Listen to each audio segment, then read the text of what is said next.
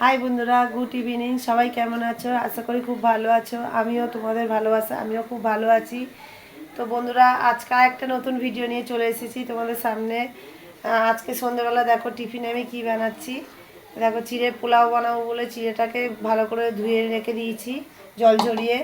আর এখানে বাদাম দেখো ভেজে রেখে দিয়েছি, কাঁচা বাদামটাকে ভেজে রেখে দিয়েছি।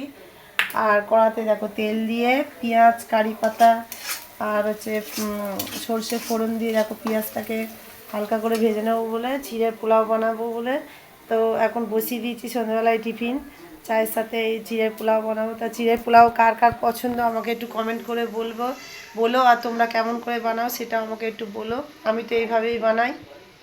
তার সাথে কিশমিশও দেবো, একটু ঝুড়ি ভাজা লাস্টে দেবো। তো আমি তো এইভাবেই বানাই। তোমরা কীভাবে বানাও আমাকে একটু কমেন্ট করে বলো।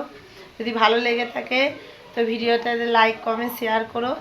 আর সবাই সবাইকে সাপোর্ট করো। সবাই ভালো থেকো। আমার ভিডিওটা এখানেই শেষ করছি। Tata, bye bye.